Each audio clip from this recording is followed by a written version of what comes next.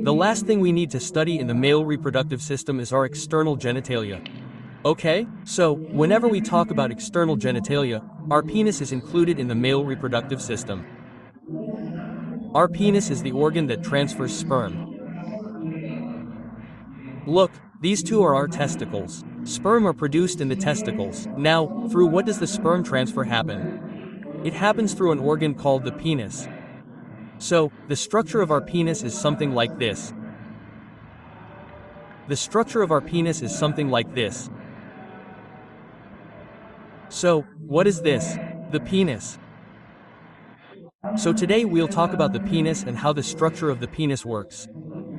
Now, what you see at the top is this bulb-like structure, right? It's a rounded, bulb-like structure, a solar structure. What do we call it from above? We call it the glans penis. What do we call it? The glans penis. And this glans penis has the most nerve endings. So, the sensation is most felt in this glans penis.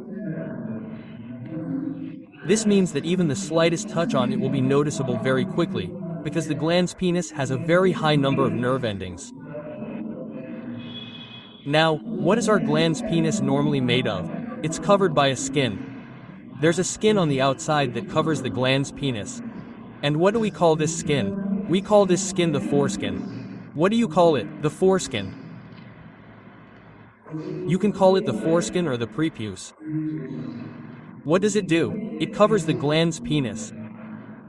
Now, if we look at the inside, this elongated part that you see now is the entire elongated part. Leaving aside the glans penis, we call the elongated part the shaft. What do we call it? The shaft.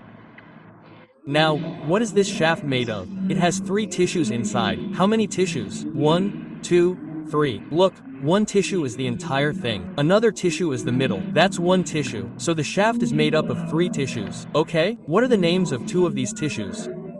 2 are called the Corpus Cavernosa. Corpus Cavernosa.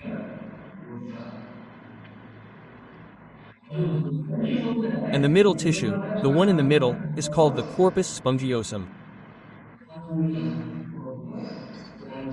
Corpus Spongiosum, this middle tissue, what is in it? Our urethra is in it. This is where the urethra is located, brother, through which urine is passed, through which urine is transferred, or through which sperm are transferred. Okay? So, our urethra is present in this middle one. Now you also have to remember what these 3 tissues are like.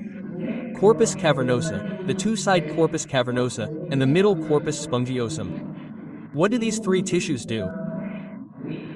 They are helpful in erecting the penis. What do they do? There are 2 words involved in erecting the penis. One word is erection and the other is ejaculation. Erection and ejaculation.